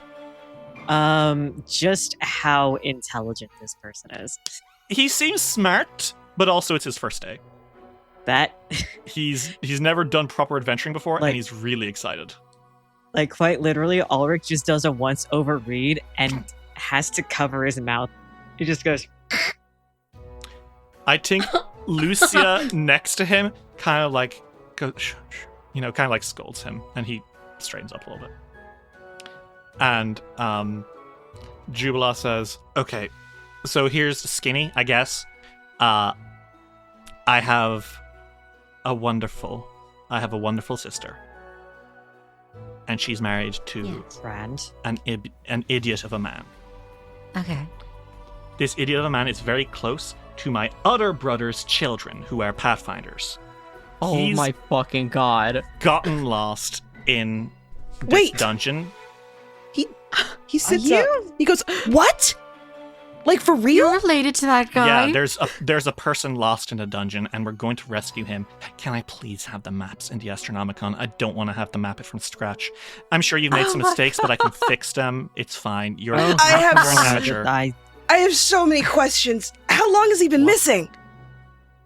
Look, it's really not a big deal. It's fine. He's gone off on these little tizzies before. It's just that we're starting to worry that maybe he got stuck or something. Well, we've been trailing after him. Yeah, we're already looking for him. Okay. Yeah. You found pretty much all, well, not all of his readings, but a fair amount of letters. Oh, God, don't tell me he's leaving letters. Fuck. He puts his head in his hands. Come here. Sit down. We'll talk business. No. Okay, then you're not fucking getting the maps. You either sit down and we talk, or you're mapping it yourself. I'll gladly work something out. 500 gold. No, okay, so I don't think gold. you understand that we're doing this my way. 700 gold. Okay, we're So the sit ones with the down. maps. 800 gold. We understand you have the money, but Oh we're the my ones with the God. maps, so sit. Fiore looks 850 across. Yes. Fiore looks across the tavern at Evanware, and he makes a face. Vanweir smiles. He doesn't get what's going on. No, he's, Mr. Jubilarus. he's giving him the look. It's the He look doesn't that get says, "Oh my God, you're a man." This fucking guy. 975 gold. Okay, Mr. Jubilarus, I will happily sell you Sir, the maps. I'm Sir not selling you the Jubilarus. Astronomicon. I will, however, let you copy my maps. And I will let you know they are perfect. Okay, you know what I'll do. Hey, and he clicks his fingers a few times. Tyrion, was it? And the rogue steps up and says, Tyrion Lawrenson at your yeah, okay, can you, bring me the imprint paper? And he's like, yeah, okay. And he fetches Jublos some paper. Jublos comes over and says, okay, show me the book. Hi, you are a pain to deal with. He opens his Astronomicon to the beginning of the maps. I prefer whole it to be section. precise, but sure. Precise is not nearly... Do you not use a good enough ruler for for these? my hand is perfectly No, it's balanced not. and You can steady. see there's deteriorations in the line length. My god, it's almost like I'm not a fucking cartographer. Yeah, I know. It shows. What happened to being perfect? He says, taking the fucking imprint. And You're pissing me off. yeah, okay. Where are the last 3 floors? We haven't reached them yet. Oh. Okay. Rest those patience. Rest those patience. Remember what Sister Tennyson said. Okay. I appreciate the work you have done. Oh. Here's 800 gold. He puts down... Actually, you said 950, didn't you? Yeah, but you didn't say yes to that, so... I actually did. Make me a diplomacy check. He straight up did. That's not even a lie. I know, but this is a very difficult man to deal with. I'm gonna kill him. 23. I'm pretty sure he said yeah to 800. He puts down the 800. I hope you trip over a rock in the dungeons. You remind me of straight someone into else, a just so you know. You remind me so much of someone else I don't like. Oh, are they handsome too? No, we had a dipshit book. He grumbles as he walks away. I think Jerry, before he gets up, can I fucking kick the bottom of the chair? Make me an attack roll. You've unfortunately, like, I think you hit Ritz in the anger issues. Hero point. Hero point is crazy. That will hit. That will hit. Okay. I topple the chair and he fucking falls off of it. What the fuck, man? He turns around my and goodness. Immediately Sir Gerard comes over and says, "You! That was an act of assault, which, if you have read the Charters of Absalom, has been for centuries a court case which can be punishable up to 8 months in jail time." Excuse me? It is the law. Not here. It is, though. No. You have the wrong area code. I think you don't understand that guards of Absalom do not have authority outside of Absalom, regardless I of am whether not a we guard. belong to the state or not. I am not a guard. I'm an enforcer of the court. Oh, you're just annoying. His jaw drops. That's crazy. His jaw drops, and you actually see Jubilos go, okay. Figures for a worshipper of Avadar. Gerard looks to Jubilos, who just snored at him, and meekly retreats and says, "Okay, we're estimating he's probably pretty deep down. He likes to get deep into these kind of nooks and crannies. Look, thank you for everything you've done. You know, you can kind of leave Zacchaeus alone. We've got it from here." I don't think we're gonna do that. We're probably gonna keep looking for him. It's dangerous down there. How about you focus on this whole, like, evil ghost thing I keep hearing about? Because, I'll like... focus on all the things that we can focus on, which is everything. Okay. You can look if you want.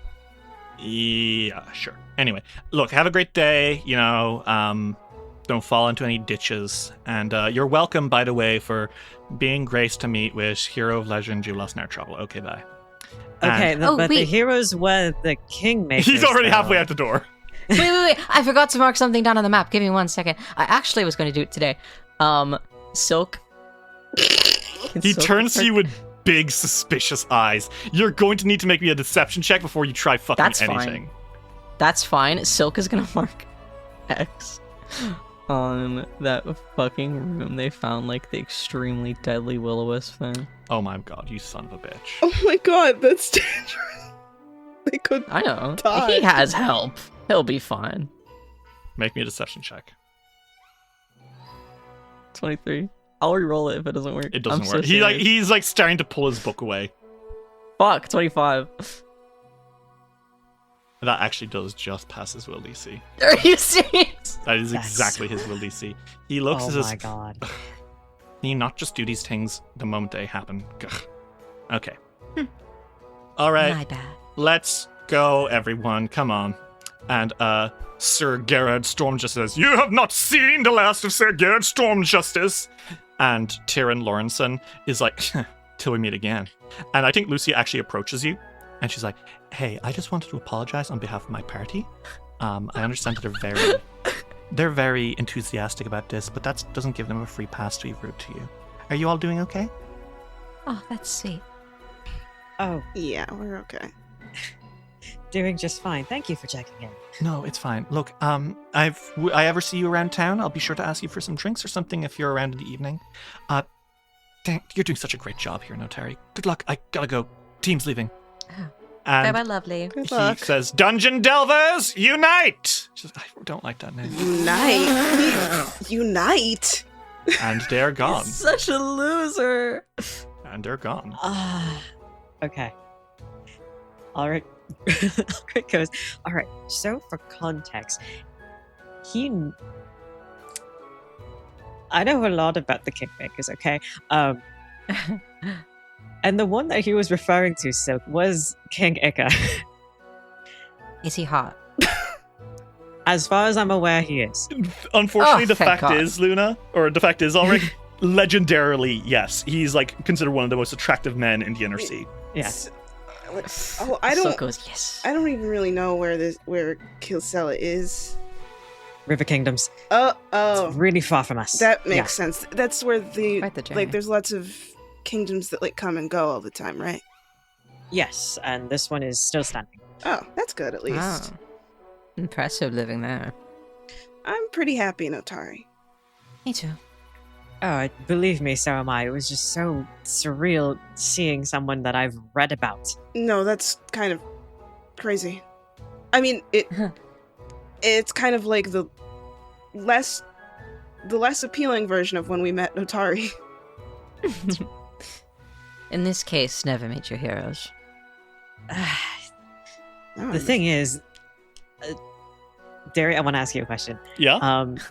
In writings, is Jubilost, like, ever, I guess I want to say, like, put down? As, like, being an annoying piece of shit. No, I think most of the legends you've read about Jubilost have generally been relatively positive. They don't ever describe him doing any, like, heroic feats or anything, but, like, there's a few times where, like, he was on the council when, like, Kilsella was in crisis, and he was able to, like, help push stuff through. Maybe if the journals of Icaroteocles have ever been published, which I think might be, they have. Yeah. Well, then King Eteocles of Kilsella has probably, at least alluded to his disdain for Dear Mr. Diary, fuck Nartrapple. I don't like that motherfucker. There's like a section of it. He didn't even give him a paragraph. He was like, Jubilost is a bitch, and he sucks ass. If you ever come across him, sock him in the fucking face. Frowny face. And then angry he frowny face. turned around. He turned around after writing that, and he was like, Jubilost, great to see you. So I think what you have is most contemporary sources, because this is like stuff that would have happened 10 years ago, and it was relatively famous, because like it's acts of heroism, right? Right. Yes. But like I think what you would know is that in most contemporary writings, Sir Nartrapple is considered a vital part of the success story of Kilsella, even though he had his differences with the Kingmakers themselves, the legendary trio who like took down the rat of a fairy queen. Yeah. I need to kill him. Ulrich relays this to the others and goes, okay, so I have read pretty much anything on that kingdom. Okay. Jubilost is, for what it's worth, very essential to the success of the kingdom, even if he did argue with them sometime. King Eka hates him. I mean, if that interaction was anything to go off what he's like with people that he's just kind of on the same side of, I don't even know what he would be like with people that he's working with more often.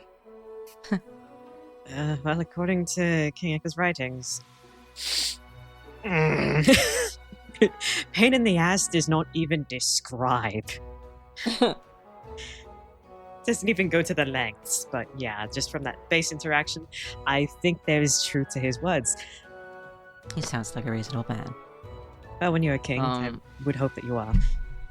I just need you guys to know that Iker is currently, it's like 30-something. He's kissing his husband. I'd like to imagine that Iker has like... As he should. Can I make a pitch? Yeah. I'd like to imagine. He's like imagine... 40 now, isn't he? Well, if he started Kingmaker at age 20, and Kingmaker is like 15 years ago. Yeah. So he'd be like in the middle, like his mid-30s. I'd like to imagine that he has a very well-groomed mustache and beard, and like a little bit of pepper in his hair. Yeah, a little bit, because he's fucking stressed as hell. If he wasn't king, he would have his full hair color, but he's stressed. Yeah. In fairness, so fair. In fairness, post War of Immortals, a shit ton of trees have grown, and the land has become incredibly fertile in the Stolen Lands. Ooh. So the economy has had an incredible burst. That's not important to Abomination Vaults. I just thought you guys would like to know that there are now woods everywhere in Kilsella. It's important to Casca's mental health, okay? She's like, yeah. So therefore it is important to me. So, regardless, people who haven't listened to Kingmaker found that an interesting NPC encounter in its own way. As you guys are chatting... I hate Jubilost as much as I do. As you're all chatting, a figure enters, and he says, Eureka! And it is indeed none other than... Maury. It is indeed Maury. Morlablint enters with his stupid little hat and a load of scrolls and bags under his eyes and says, Hey. Everyone, I'm so glad you're here. Hello. My goodness. I did it. I'm fairly certain this time I have solved the riddle to your elevator problem. Really? Really? Yes, I think promise. so. I think so. So, let's discuss, shall we? Okay. Here is a text. The lever wrapped in leather is beneath the wooden lever, and the lever wrapped in paper is beneath the stone and bone. If the clay is beside the brass and below the one of glass, and the lever wrapped in cloth is right above the one in glass, and the iron's in the center and the bone is on the right, and the lever painted black is to the left of one that's white. If the bone and stone and clay are not adorned in any way, and the paint is at the top, the white's above the cloth, the brass is at the bottom, the stone's beside the brass, and the lever wrapped in leather is the lever made of glass, then you might discern the answer if you are so very clever. 2 levers here are made of gold, so pull the golden levers. Now, Fiore's eyes have glassed over. So, here's the thing. We are asked here to pull the 2 golden levers, but we don't know which ones they are. However, correct. Though I had been going around this all wrong. Wrapped and adorned are not the same. They're not the same meaning. The paper lever, it's not a lever made of paper, it's wrapped in paper. Therefore, using that, we can discern that from the tree, we have wood painted black, gold painted white, and bone. Then glass wrapped in leather, iron wrapped in cloth, gold wrapped in paper. Then clay, brass wrapped in grass, and stone. So the gold wrapped in paper and the gold painted white are the correct levers. So it's the top middle and the center right. Those are the ones you have to pull. Top, middle, center. Okay. Please. Write that down. Okay. Perfect. You've been racking yourself over that, haven't you? I have never found a riddle I can't solve. That's fair. Thank you very much. Well, there's a reason we thought of you. Thank you. I appreciate that. It's very kind of you. Please go find out if that's true. We will. Post haste. How, by the way, is that Sinemi woman? The Cambion you met in the vaults? Anyone checked on her recently? Well, I'd like to... definitely. Yeah, I'd like you to tell me what you think you sent her off to do. Well, I definitely think that Fiore in particular would have wanted to, pay for, a place for her to stay for a bit while she figures things out. Okay. I think you can get a room in a tavern or something, right? That's a thing? Yeah, absolutely. Mm-hmm. I don't think she was keen on staying in the temple. I'm sure you offered. He did. He offered. He's like, do you, you can just stay in the temple. There's no charge. No. Nuh-uh. No way. You don't have to pray. It's just a temple. Okay. So you tell him that, and he's like, that's great. So happy. I'm going to go pass out. Please sleep. Yes, you need it. And he kind of stumbles away and says, good luck. And hopefully we get to pull open those stones that are blocking the way out soon enough. I leave you to it. And he kind of, as he's stumbling, immediately you hear skitter, skitter, skitter, as someone comes up to you. Oh, okay. And it's, hey, Dantrumai, hello. Dantrumai. Hey. Did I hear right? Is the puzzle solved? It should be. We think so. So will I be able to go tag the next floor? She says with big red eyes. You should. Okay. Should I go with you? Should I go on my own? Should I wait until you've done it? What's best? Come with us. Yes. You hear Borbo on your hat being like, No. Bobo, behave. No, I don't want her there. What if she gets killed? Bobo. Is your hat talking to you? No, that's my familiar who I love very much. You keep talking about this familiar. I've never actually seen him. He pulls Borbo out of the hat. Borbo's gone completely limp. My fucking god. Oh, okay. I see. Hi. And she takes a skitter step towards you, Fiore, and says, Is he okay? He keeps waving around the doll and saying it's a familiar, but I think familiars are usually cats or lizards. Well, that is his familiar. He's just a shy familiar. Oh. I'm Dromai, by the way. I do know that you're Dromai. How have you been? How do you like Otari? Is it okay? It's good. It's been a little annoying with my mom and my mom and my mom and my mom and my mom and my mom and my mom here. But they're really into politics these days. They're talking about overthrowing Otari through the through a type of magic called democramancy. Ulrich coughs. Shut up. Yeah, I'm sorry. I feel like that's my fault. They were talking. Why did you do that? I wasn't trying to, but it made me sad to think about your people being taken advantage of by those devils. So I suggested that they live somewhere else, like on the surface, like Otari, and then they were talking about taking it over, and I had to stop them from trying to take it over, so I was like, well, no, you could try to get elected in a vote, and now that I wasn't... I didn't have a lot of options, and I really didn't want them to be stuck down there.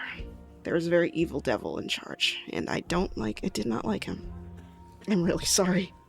I think she says it. It's okay, because now I gotta tag a dungeon, and we're gonna go all the way to the bottom. Yippee! She throws her hands in the air. Do you want Dromai to, hide in a bag or something? So, Dromai doesn't get hurt? Well, you can hide with me. Yippee! She crawls into your backpack. Oh, wow. She slithers around and then she pokes her head out and goes, Don't eat my lunch, okay? Which one's your lunch? Please don't eat the lunch in there. We'll eat together, okay? Okay. So you're saying don't finish it? Don't eat it at Do you want me to ask my mothers to make you a lunch? No, it's okay. I can be patient. Do you want me to order you food? Have you eaten? Yes, lots. Okay. The funny fat man gives me lots of food. The funny fat man? She points out of the bag at Vanware.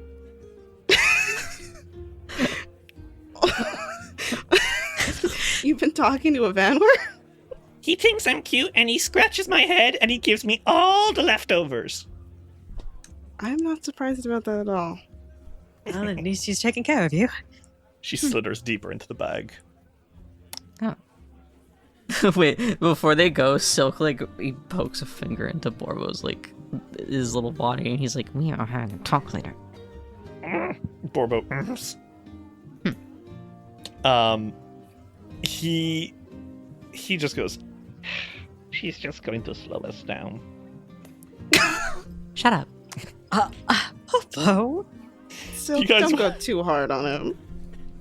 You guys want to go into the dungeon and try out Morlabin's new method? Mm-hmm. Yes. Yes. We need to beat those motherfuckers down to the other floors. Okay. The Fogfen Few. You make your way down into the dungeon. And for the first time in a while, you do not hear the clattering footsteps of a grave knight. 3 weeks of absence means he has seemingly given up on finding you all. A relief, to be sure.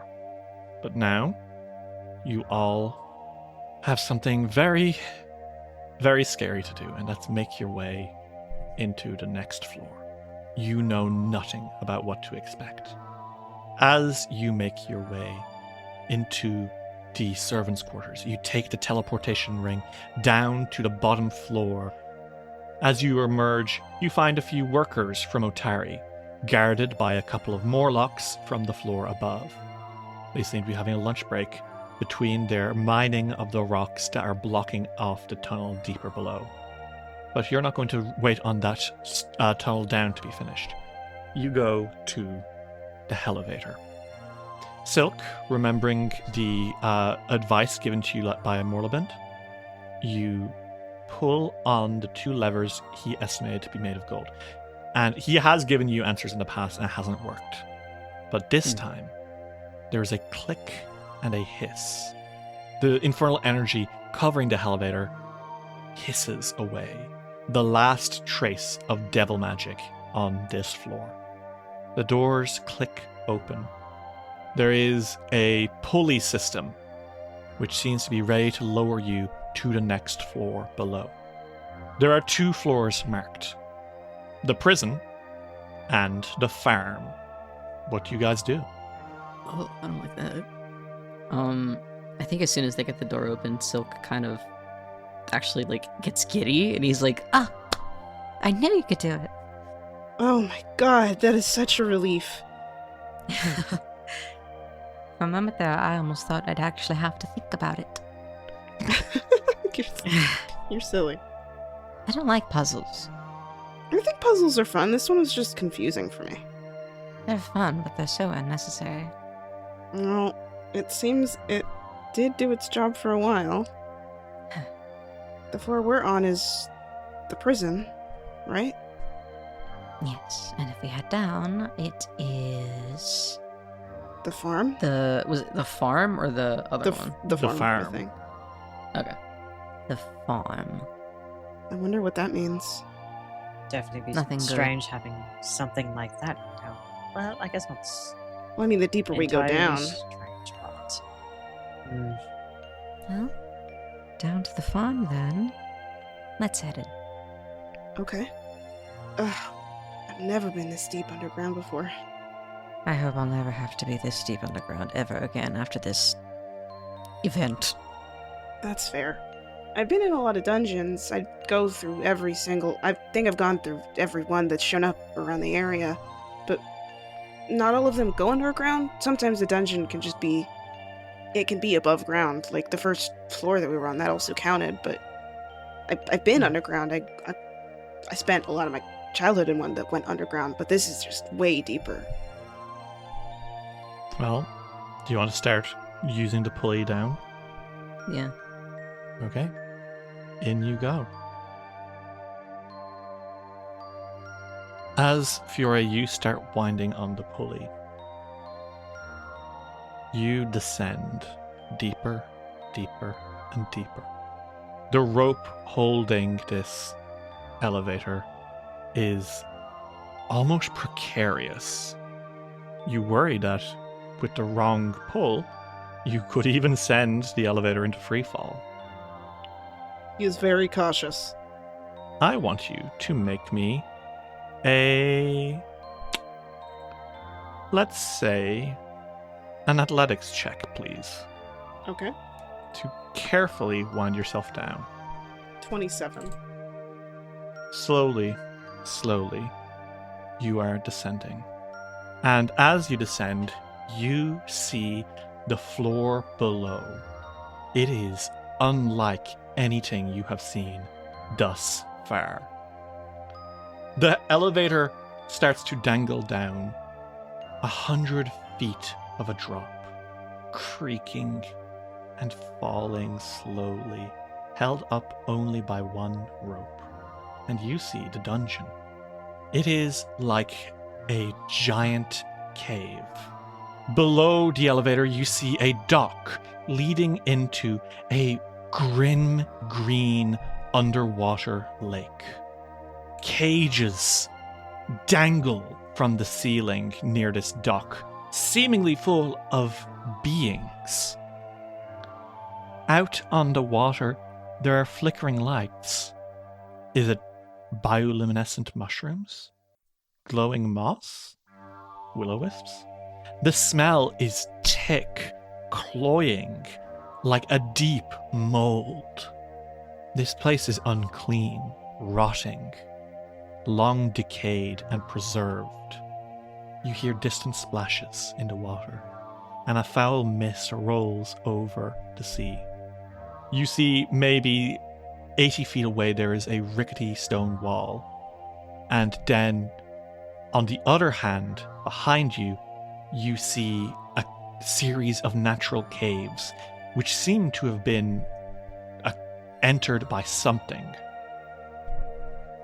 As you lower, though, something happens. You hear a sound. the sound of rope fraying.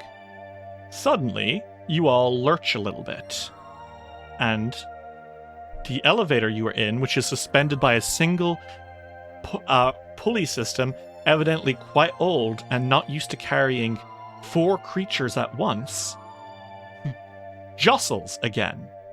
And Fiore, you realize what's happening. It's going to break. Fiore goes, hold on to me now.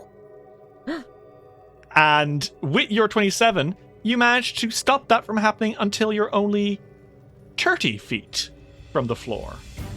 And not, say, 100 feet. The elevator suddenly falls into freefall as the rope snaps. And all of you, I need you to make me a reflex save to avoid being too badly hurt as the elevator crashes onto the pier below. Do you think that Fiore could use his wings actually immediately? I don't think you physically have time. The falling will take all of, I think, 6 seconds, and it would take you that entire time to even summon the wings. Okay. It's just too fast. If it were a reaction, yes, but it is not a reaction. It is happening much too fast. You said fortitude? Reflex. 28. No, 26. 26 is a failure. 28 is a success. A 31 is a success. Oh boy. The elevator falls, and all of you hold on. You hear Dromai and Borbo both shriek before suddenly the rotting wooden structure collapses into the dock, and there is an explosion of wood and dust and rope, and all 3 of you are going to take 15d6 damage. Half of it to Fiore and Ulrich, full for Silk. Oh boy. Silk fucking shrieks. That is 49 Holy damage shit. to Silk, and then half of that to Ulrich and Fiore. Ugh. Good lord. Suddenly you guys are all just fucking stumbling to your feet in the ruins of an elevator. And looking up, your only way to return to Otari is long gone. You guys are stuck down here. Shit. Ow. Ulrich immediately goes to Silk and goes, hey, okay, yeah, and casts... Oh god, where's my sheet? There it is. Actually, how much do you need to skip? Ulrich is actually gonna give, Silk one of his elixirs. Oh, nice. Okay, that would be a moderate elixir, right? A moderate elixir of life? Yep. Okay. Well, here, let me... Will you post that in chat? Okay, well, Silk, you are going to restore 35 healing. Ah, thank you. I suppose in hindsight, you probably should have checked the ropes. Oh. It's okay. I'm sorry. I was trying to... I didn't have the time. I would have tried to catch you guys. Oh, you're fine, darling. It's okay. Didn't have enough time for my umbral rings either. I think, poking her head out of the bag, Dromai goes, "Are we dead?" No, we're alive. What happened?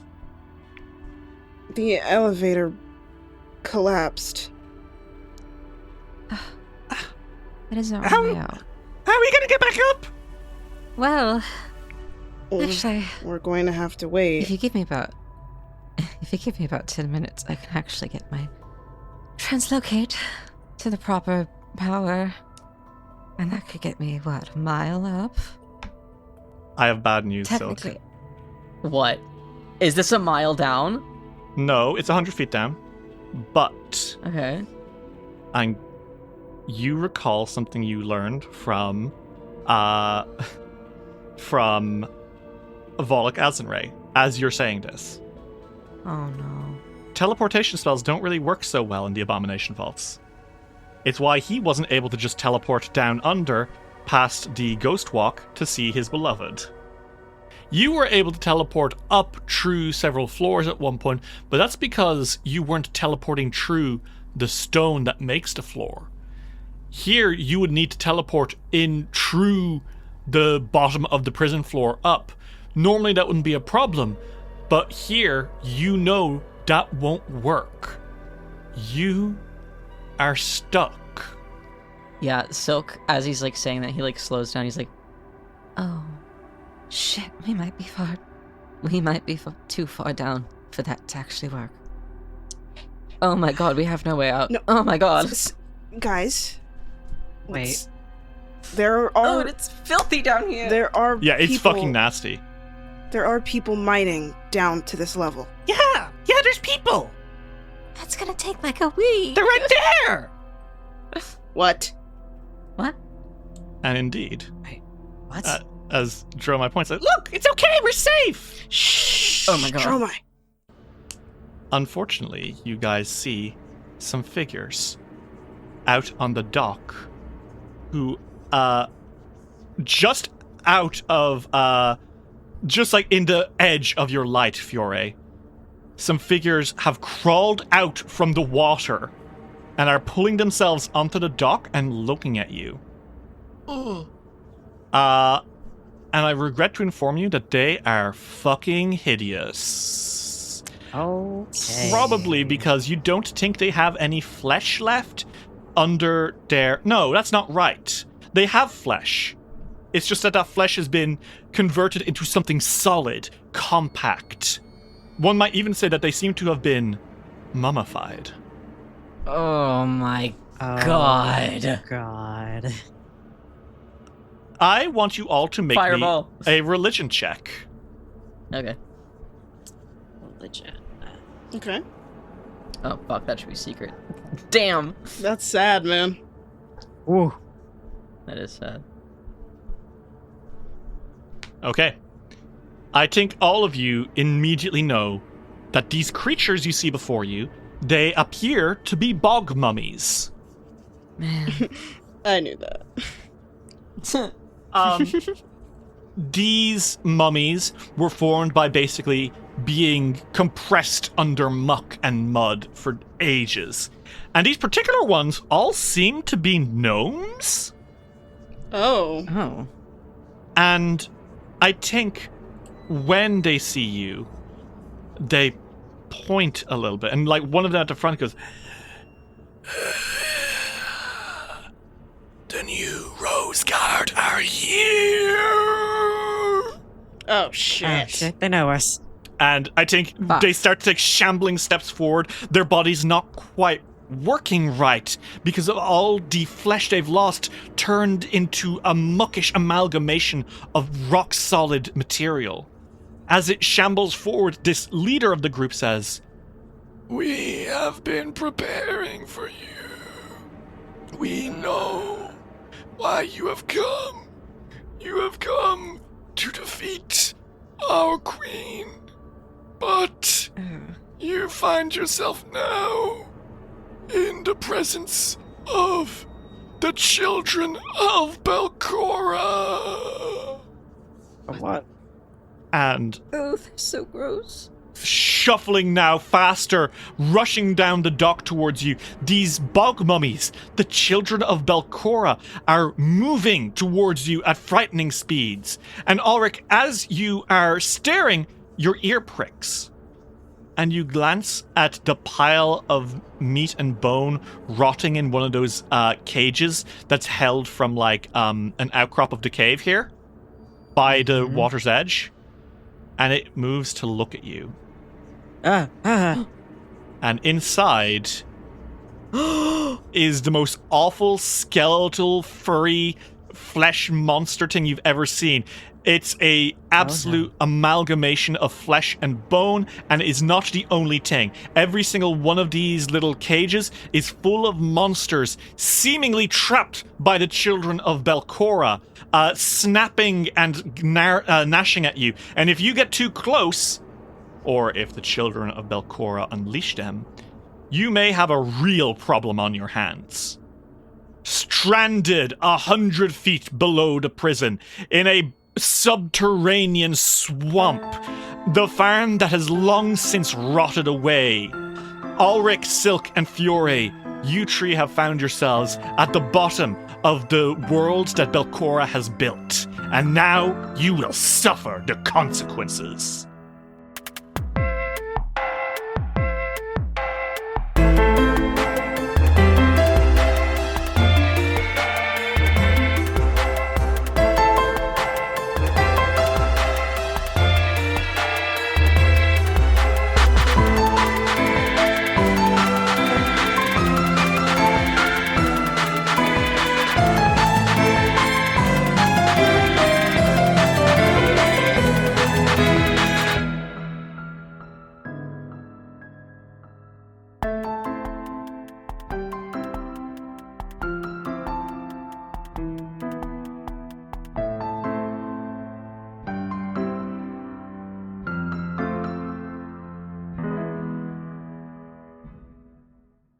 This episode of Dice Roll would not have been possible without the support of our patrons.